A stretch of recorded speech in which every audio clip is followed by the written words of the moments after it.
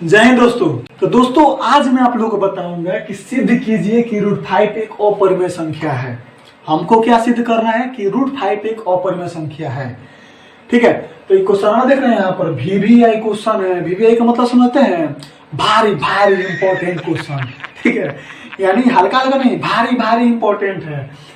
यानी ये क्वेश्चन हर साल पूछता रहता है, बहुत अधिकार है क्वेश्चन ही, चाहे बिहार बोर्ड हो, चाहे यूपी बोर्ड हो, चाहे कोनो बोर्ड हो, हर साल पूछता रहता है। ठीक है, तो आइए इसके अधिकारी को आज निकाल लेते हैं। ठीक है, अब देखिए यहाँ पर तो सबसे पहले इस क्वेश्चन को सोल्व करने के लिए हमको दो पॉइंट जानना बहुत जरूरी है। यहाँ पर अंडरलाइन मैं कर दे रहा हूँ कि आखिर अपरिमेय संख्या क्या होता है और इस परिमेय संख्या क्या होता है, तो इसको समझ लीजिए।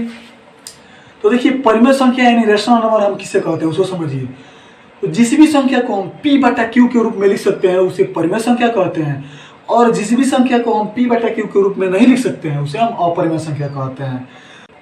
अब कोई बड़ा कहेगा कि पारा तो √5 के नीचे हम 1 लिख दे तो P/Q के रूप में नहीं हो गया, तो इसको हम क्यों नहीं कहते हैं परिमेय संख्या, इसको अपरिमेय संख्या क्यों कहते हैं?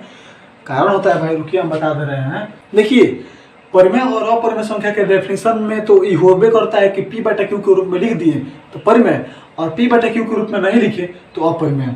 लेकिन यहाँ पर शर्त एक और होता है कि जहाँ P और Q पूर्णांक संख्या होता है, यानी इंटीजर नंबर होता है। और इंटीजर नंबर क्या होता है इसको मैंने प्रीवियस वीडियो में बता दिया, जाकर उसको देख लीजिएगा। तो यहाँ पर देखिए, यहाँ पर जो √5 है तो ये पूर्णांक संख्या नहीं है, इसलिए हम इसे परिमेय संख्या नहीं बल्कि अपरिमेय संख्या में रखते हैं। ठीक है, तो आप इसको समझिए। और एक और शर्त होता है कि Q ≠ 0। भाई Q यानी डिनोमिनेटर यानी हर अगर 0 हो जाए तो भाई वो तो परिमेय और अपरिमेय संख्या छोड़िए, उसको रियल नंबर नहीं होगा, यानी वास्तविक संख्या ही नहीं होगा। ठीक है, तो उसके बाद अब आइए इस क्वेश्चन को सोल्व कर लेते हैं। ढेर बकवास कर लिए। अब देखिए, माना कि √5 एक परिमेय संख्या है। सबसे पहले क्या मानेंगे, √5 एक परिमेय संख्या है। जब √5 को हम एक परिमेय संख्या मानेंगे, भाई क्यों मानेंगे यार, ऑब्वियस सी बात है, हमको प्रूफ क्या करना है, अपरिमेय संख्या प्रूफ करना है, तो इसका विपरीत हम मान लेंगे, परिमेय संख्या मान लेंगे। उसके आगे हमको यह लिखना पड़ेगा कि फिर माना कि √5 बराबर P/Q।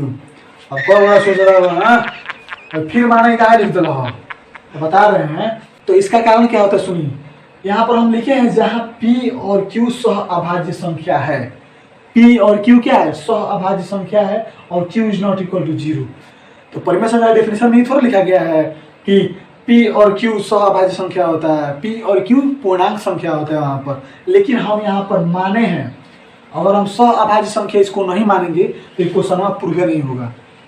ठीक है, तो आप जान गए कि हम क्यों लिखे हैं फिर माना कि। ठीक है, अब उसके आगे इसमें क्रॉस मल्टीप्लाई कर देंगे। क्रॉस मल्टीप्लाई का मतलब जानते हैं, तिरछी गुना करना। ठीक है, यानी नीचे वाले से ऊपर वाला में गुना कर देंगे, हाई नीचे वाला से हाई ऊपर वाला में गुना कर देंगे। ठीक है, तो जब तिरछी गुना कर देंगे तो हमको इस रूप में प्राप्त होगा। भाई देख लीजिए, √5 गुना Q करेंगे तो √5Q बराबर P।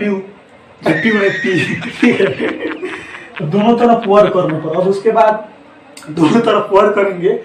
जब वर्ग करेंगे हम यहाँ पर, तो वर्ग का मतलब समझते हैं ना, अरे एक ही संख्या में 2 बार गुना कर देंगे तो हम उसे वर्ग कहते हैं। ठीक है, तो हम यहाँ पर जब वर्ग करेंगे तो हमको इस रूप का आएगा, इस रूप का आएगा तो हम इसको समीकरण 1 मान लेंगे, और समीकरण 1 क्यों माने हैं उसको आगे मैं बता दूंगा। ठीक है, अब है ना, जब हम 5 गुना में है इसको रगेड़ के भाग में कर देंगे, तब हमारे क्वेश्चन सोल्व होगा। ठीक है, अब देखिए मेन जो समझने वाला बात है यहीं से शुरू होता है कि 5P² को विभाजित करेगा, इसलिए 5P को भी विभाजित करेगा।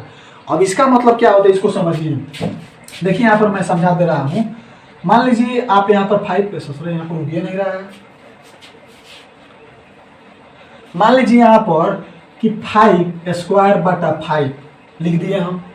मान लीजिए 5 है, अब P के जगह पर 5 लिख दिए, तो 5 को विभाजित कर देता है, इसलिए जो 5 है वो केवल 5 को भी विभाजित कर सकता है। वही यहाँ पर वो पॉइंट यहाँ पर लिख दिया गया है। आप समझ लीजिए कि 5P² को विभाजित करता है, इसलिए 5P को भी विभाजित करेगा ही करेगा, और उसको हम समीकरण 2 मान लेंगे। अब उसके बाद देखिए यहाँ पर लिखेंगे, यहाँ पर पुनः माना कि, फिर मान लेंगे कि P बराबर 5M।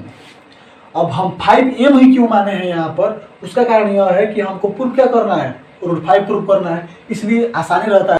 √3 प्रूफ करना है तो यहाँ पर क्या मानेंगे, 3m मानेंगे, √2 तो 2m मानेंगे, ठीक है, 7 तो 7m मानेंगे। तो यहाँ पर आसानी के लिए मान लिए भाई p बराबर 5m, ठीक है। उसके बाद समीकरण 1 में p का मान रखने पर, यहाँ पर समीकरण 1 इसीलिए माने हैं कि यहाँ पर हमको मान रखना है, ठीक है। तो समीकरण 1 में जब हम p का मान रखेंगे यहाँ पर, तो यहाँ पर हमको इस रूप का प्राप्त होगा, इस रूप का। भाई सोल्व कर दीजिए, हम बता दे रहे हैं। 5q² तो नहीं है, यहाँ पर 5q² है। अब p के जगह पर हम 5m का स्क्वायर कर देंगे, तो 5m का स्क्वायर करेंगे तो 25m का स्क्वायर हो जाएगा। और यहाँ पर 5 भागा इनमें गुना में है तो जाएगा तो भाग में, उतना प्रोसेस हम नहीं लिखे, आप लिख लीजिएगा अगर आपको समझ नहीं आता, ठीक है। तो 5 से जब 5 में भाग देंगे तो 5 आ जाएगा, तो यहाँ पर q² बराबर 5m² आ गया, समझ गया ना। अब यहाँ पर जो m है, m² है, तो फिर 5 जो है इसको हम जो यहाँ पर गुना में, इसको हम भाग में ला देंगे। जब हम इधर भाग में ला देंगे तो फिर हमको वही प्रोसेस लिख देना जो यहाँ पर लिखे हैं, यहाँ पर p² के यहाँ पर q कर देना है, ठीक है। तो यहाँ पर क्या लिखेंगे, 5q² को विभाजित करेगा, 5 क्या करेगा भाई, p² को विभाजित करेगा, इसलिए 5q को भी विभाजित करेगा, और इसको हम समीकरण 3 मान लेंगे। अब जब हम यहाँ तक प्रूफ कर दिए तो हमको इसके आगे लिखना बहुत जरूरी होता है, ठीक है। तो क्या लिखे हैं समझिए इसको। अतः समीकरण 2 और 3 से, समीकरण 2 कौन है, e है, और समीकरण 3 कौन है, e है। तो इन दोनों से यह निष्कर्ष निकलता है कि p और q का उभयनिष्ठ गुणनखंड 5 है, p और q का उभयनिष्ठ गुणनखंड 5 है। लेकिन हम यहाँ पर सहअभाज्य संख्या माने हैं, p को सहअभाज्य संख्या माने हैं। और सहअभाज्य संख्या क्या होता है, इसका डेफिनेशन मैंने लिखो भी किया है कि जिन दो संख्याओं का गुणनखंड एक हो, यानी उभयनिष्ठ गुणनखंड, जिन दो संख्याओं का उभयनिष्ठ गुणनखंड यानी HCF एक हो, उसे ही हम सहअभाज्य संख्या कहेंगे। लेकिन यहाँ पर वैसा नहीं है, एक के अलावा भी 5 बीज का उभयनिष्ठ गुणनखंड है, इसलिए यह जो हमने माना है यहाँ पर सहअभाज्य संख्या माना है, वो विरोधाभासी यानी गलत है। इसलिए √5 को परिमेय संख्या मानना गलत होगा। अतः √5 एक अपरिमेय संख्या है, प्रूफ। तो देख लीजिए क्वेश्चन कुछ है, खाली भौकाल जोतता है कि बाप रे बाप ये क्वेश्चन प्रूफ करना है, बहुत हार्ड है, या है वाह है, कुछ नहीं है। बस आपको इस वीडियो को ध्यान से देख लेना है और इस क्वेश्चन को 1 आध 2 बार अपने से सोल्व कर देना है, तभी आपका एग्जाम में हाथ वहां पर नहीं कांपेगा, नहीं तो बहुत हाथ कांपेगा। मैं अपना पर्सनल एक्सपीरियंस बता रहा हूँ, ठीक है। तो चलिए मिलते हैं एक और न्यू इंटरेस्टिंग वीडियो के साथ, तब तक के लिए जय हिंद, वंदे मातरम।